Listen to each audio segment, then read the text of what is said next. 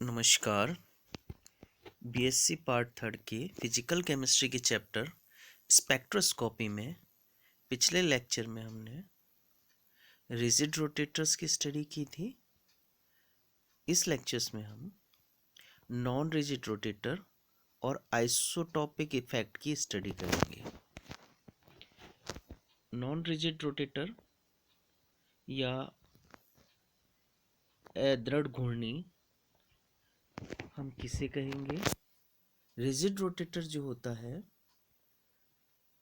उसमें अगर हम एक डाई एटॉमिक मॉलिक्यूल की बात करें तो डाई एटॉमिक मॉलिक्यूल में अगर वो रिजिड या दृढ़ घूर्णी है तो इन जो दोनों मॉलिक्यूल है उनके बीच की जो बंद दूरी है आर वो अपरिवर्तित रहती है। लेकिन अगर हम रोटेशन बढ़ा दें तो उनके मध्य की दूरी क्या होगी? वो परिवर्तित होगी। तो ऐसे घूर्णक को हम नॉन रिजिड रोटेटर कहते हैं।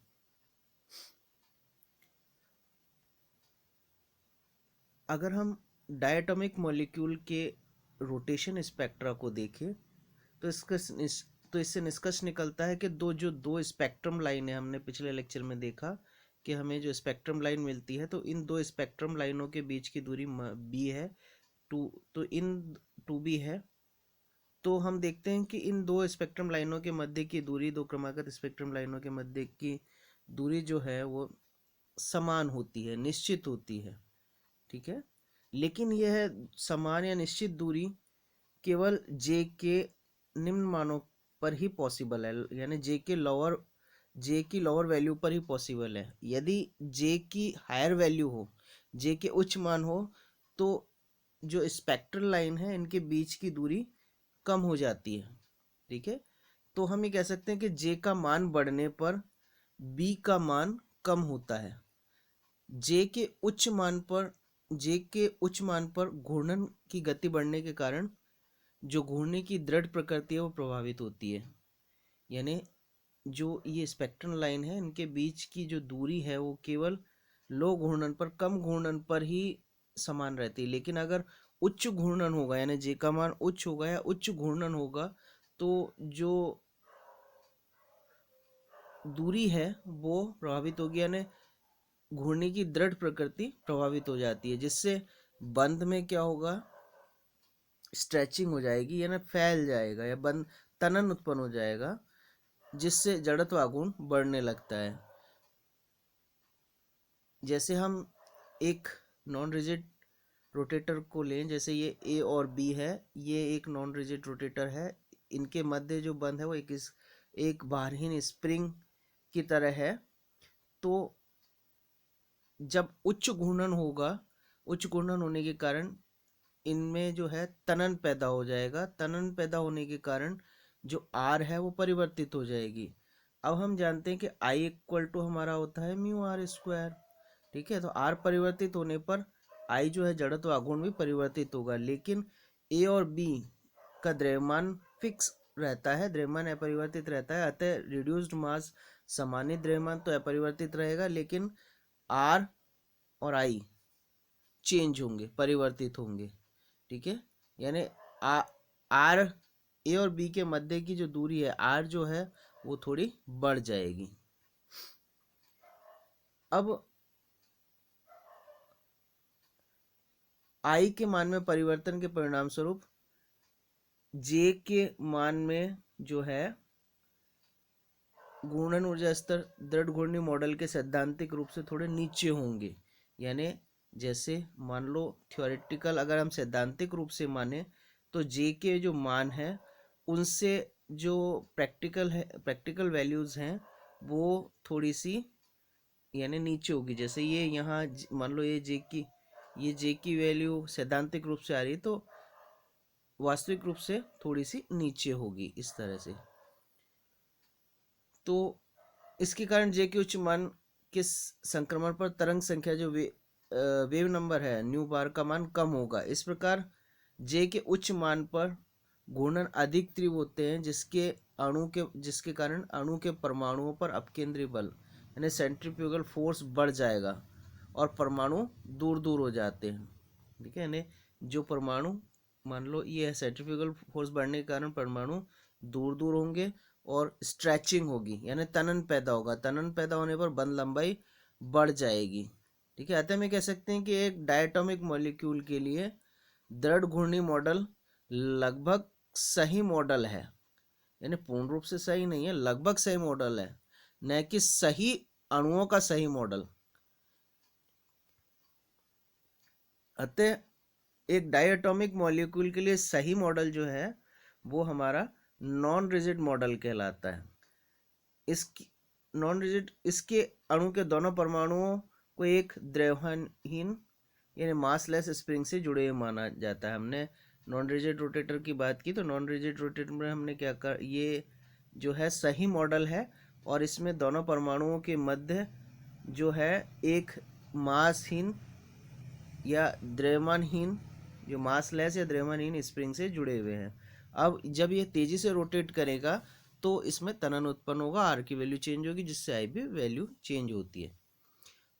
तो इस प्रकार हम जो तंत्र के लिए घूर्णन ऊर्जा का मान है वो इस व्यंजक से निकाल सकते हैं, यानी EJ equal to h²/8π² j into J+1। ये तो हमारा किसके लिए है, रिजिड रोटेटर के लिए। अगर हम नॉन रिजिड रोटेटर के लिए बात करें तो नॉन रिजिड रोटेटर के लिए ये जो इक्वेशन होगी वह ये इक्वेशन होगी, अर्थात EJ equal to h²/8π² j into J+1 minus DH into J² into J+1 का होल स्क्वायर।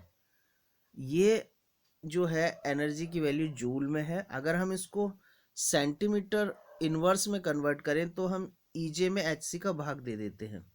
ठीक है, यानी EJ में हमने HC का भाग दे दिया, तो EJ की वैल्यू हमने रख दी h²/8π² और ये हमारा HC हो गया, HC into J+1 minus DH J² J+1 का होल स्क्वायर। ठीक है, ये हमारा सेंटीमीटर इनवर्स में हो गया। अब हम यहाँ से H जो है H कॉमन ले लेते हैं। हमने H कॉमन ले लिया, ये कॉमन आ गया, तो H से H हमारा कैंसिल हो गया, तो हमारा क्या बचता है h/8π² IC into J+1 minus D J² J+1 का होल स्क्वायर सेंटीमीटर इनवर्स। अब ये जो वैल्यू है ये हमारी क्या कहलाती है, B, यानी h/8π² IC। ये जो वैल्यू है h/8π² IC ये हमारी कहलाती है B। तो हम इसकी जगह B रख दें तो क्या होगा, EJ equal to B J into J+1 minus D J² J+1 का होल स्क्वायर। तो ये नॉन रिजिड रोटेटर के लिए जो घूर्णन ऊर्जा का व्यंजक है। अब यहाँ B जो है वो घूर्णन स्थिरांक है, रोटेशन कांस्टेंट है, और जो D है, कैपिटल D जो है वो क्या है, सेंट्रीफ्यूगल डिस्टॉर्शन कांस्टेंट या अपघूर्णी विकृत स्थिरांक है, जिसका मान हमारा क्या होता है D इक्वल टू 4b³/μ0², या μ0 जो है फंडामेंटल वाइब्रेशनल फ्रीक्वेंसी है, मौलिक कंपन आवृत्ति है। अब जो डायटोमिक मॉलिक्यूल के लिए हम चाहे रिजिड रोटेटर लें चाहे नॉन रिजिड रोटेटर, दोनों के लिए जो सिलेक्शन रूल है वो सेम होगा, यानी डेल J इक्वल टू +-1 होगा। अब जो रोटेशनल स्पेक्ट्रम जो है वो अवशोषण स्पेक्ट्रम है, एब्जॉर्प्शन स्पेक्ट्रम है, तो हम ये कह सकते हैं कि डेल J इक्वल टू +1 होगा, यानी selection rule rigid rotator non rigid rotator के लिए डेल J इक्वल टू +1 होगा। तो हम J से J+1 यानी J से J+1 एनर्जी लेवल में ट्रांजिशन के लिए जो एनर्जी डिफरेंस है वो देखें, यानी J से J+1 में संक्रमण पर जो ऊर्जा अंतर है वो क्या होगा, डेल E J2 J+1। ये क्या है हमारा J से J+1 में संक्रमण पर ऊर्जा अंतर है, यानी एनर्जी डिफरेंस है वो वो किसके बराबर होगा, ई जे प्लस वन माइनस ई जे की।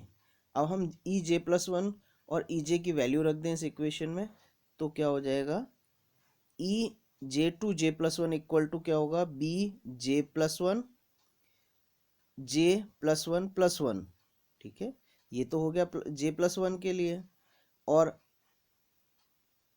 Minus D J plus one का whole square into J plus one का होल स्क्वायर। तो ये हमारा किसके लिए हो गया,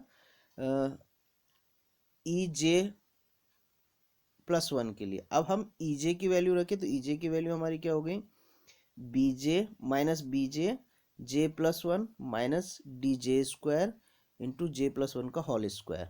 अगर हम इस पूरी इक्वेशन को सॉल्व करें तो क्या होगा, ये हमें मिलेगी two B equal to B into J plus one minus four D J plus one का whole cube centimetre inverse.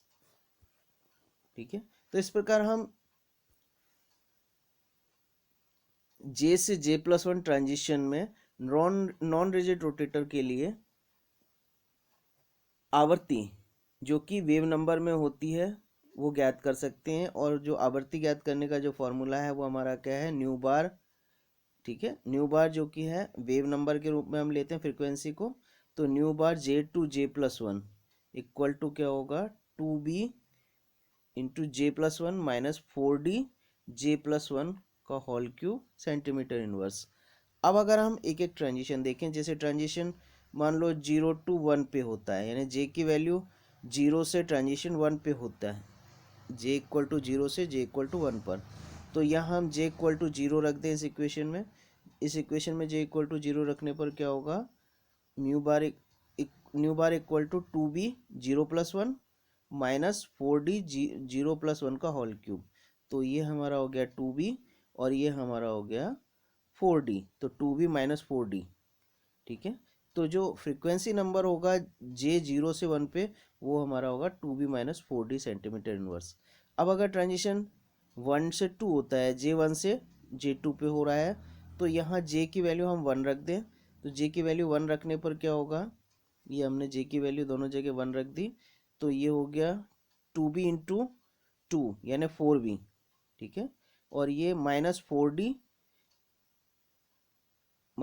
Into two cube means eight, eight into four 32, तो ये हो गया 32 डी। तो four B minus 32 D centimetre inverse. तो अगर transition J one से two होता है तो इसके लिए जो फ्रीक्वेंसी नंबर होगा वो four B minus 32 D centimetre inverse होगा। इसी तरह से अगर ट्रांजिशन जे टू से जे थ्री पर होता है तो जो फ्रीक्वेंसी है वो वेव नंबर में क्या होगी, six B minus 108 D centimetre inverse.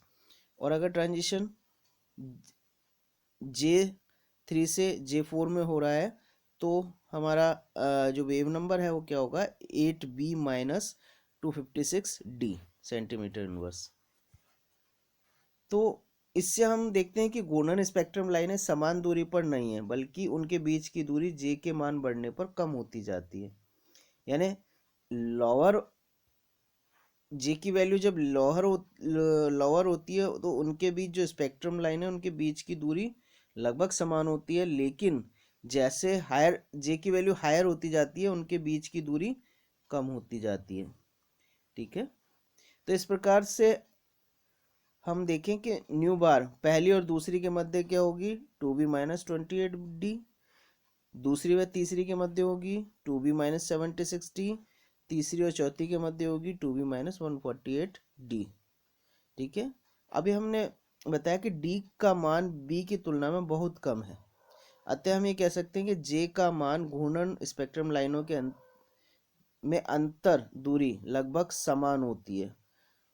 ठीक है, जे के कम मान पर जो दूरी है वो लगभग समान होगी, लेकिन जे के हायर मान पर यह दूरी में अंतर आएगा। ठीक है, यानी आवृत्ति में अंतर होगा। अब हम देखें घूर्णन स्पेक्ट्रा पर समस्थानिक का प्रभाव या isotopic effect on rotational spectra. ठीक है, एक डायटोमिक मॉलिक्यूल की बात करें, जैसे हम एग्जांपल लें डायटोमिक मॉलिक्यूल में CO का। ठीक है, तो यहाँ कार्बन के दो समस्थानिक ले लें, C12 और C13। ठीक है, यानी CO में हम एक कार्बन जो है C12 वाले समस्थानिक वाला CO लें और एक C13 समस्थानिक वाला CO लें, तो अब समस्थानिक होने के कारण इनके भार में अंतर आएगा, परमाणु भार में अंतर होगा। यानी CO में कार्बन का जो परमाणु है उसका परमाणु भार अलग होगा और C13 CO में कार्बन का जो परमाणु भार है वो अलग होगा, डिफरेंट होगा। तो अब हम जानते हैं कि B इक्वल टू हमारा होता है H/8π² और I इक्वल टू हमारा होता है μr²। तो हम क्या कह सकते हैं, B इक्वल टू होगा H/8π² अब समस्थानिकों में जो परमाणु भार में अंतर होने के कारण इनके रिड्यूस मास में भी अंतर होगा। तो रिड्यूस हम ये कह सकते हैं कि B किसके प्रोपोर्शनल है, B प्रोपोर्शनल है 1/μ के। ठीक है, और म्यू किसके प्रोपोर्शनल है, I के। तो हम ये कह सकते हैं B किसके प्रोपोर्शनल होगा 1/I के। यानी हम ये कह सकते हैं B proportional to 1/I proportional to 1/μ। यानी समानित द्रव्यमान अगर बढ़ता है तो B का मान कम होगा, या हम ये कह सकते हैं जड़त्व आघूर्ण I का मान बढ़ता है तो B का मान कम होता है।